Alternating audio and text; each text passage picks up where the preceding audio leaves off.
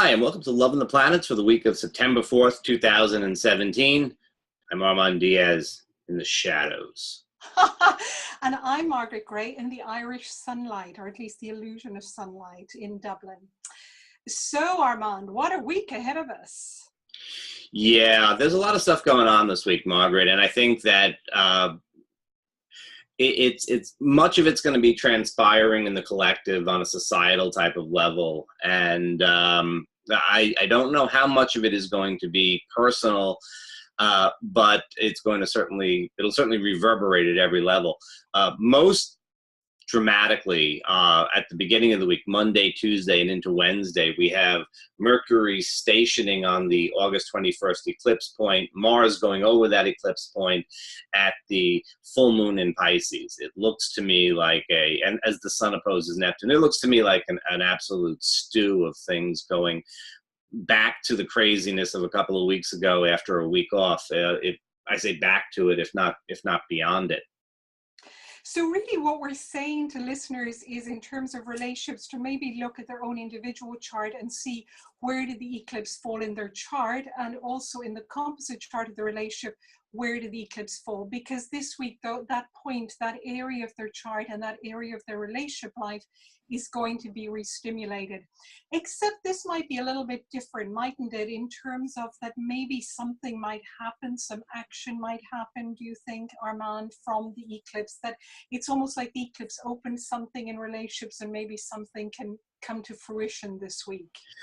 Very much so. I think that, the eclipse, the solar eclipse was a new moon. And as intense as it is, and as much as, it's sort of like this sort of imploding energy. And of course, little sparks explode at different points in time. But it is an implosive type of energy. And this week is the week of explosion. It's the things that were brought to their intensity during the eclipse are released this week. So in a sense, it may be much more dramatic than the eclipse itself. So kind of really to be aware of that in all our relationships, and not just in our intimate relationships, but also with our friends, with our family, with work scenarios. And of course, this is a very watery week. There's water everywhere. And of course, we've just had the horrific floods in Houston and floods in other parts of the world. So on.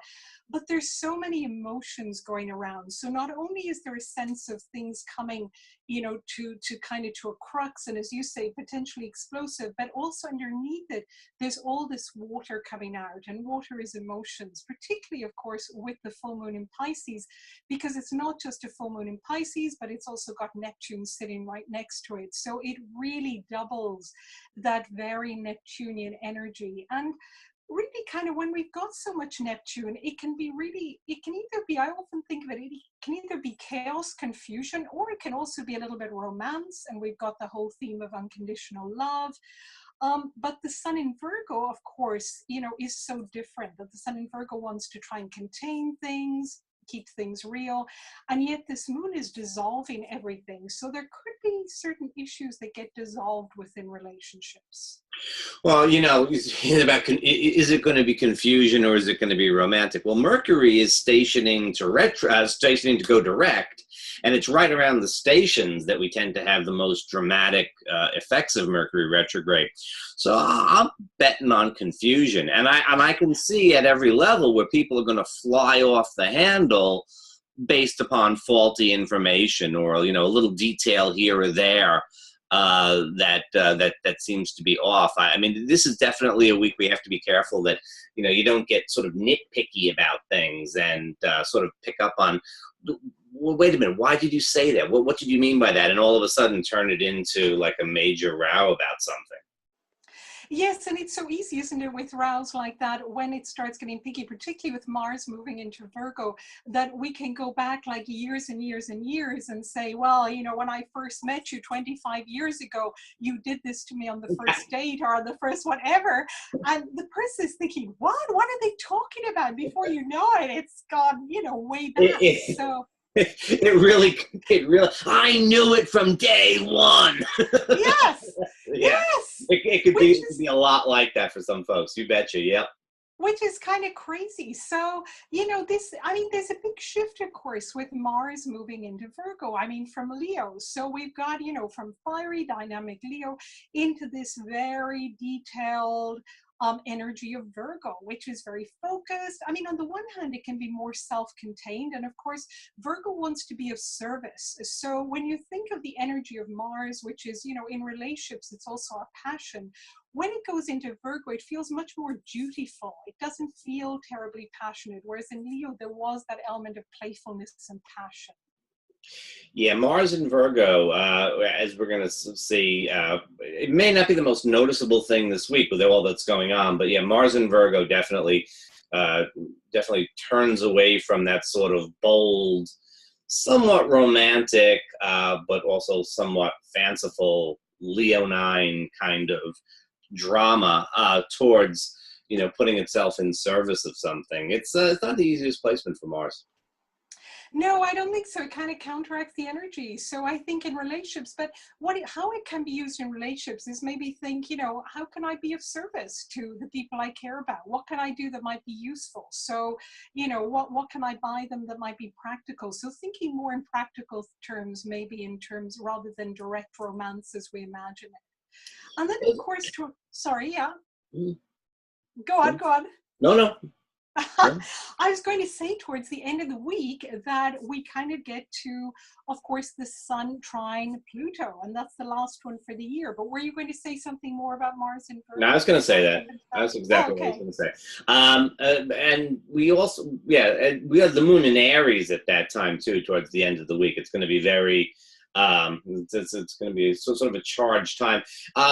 It may be that issues that came up earlier in the week, this is maybe the time that you really act on them. I mean, maybe you'll have the explosion, and maybe you'll have, and maybe you'll have action earlier in the week. I shouldn't say that it's not going to be active. You'll have action earlier in the week. I think later in the week may be the time when we make determined action.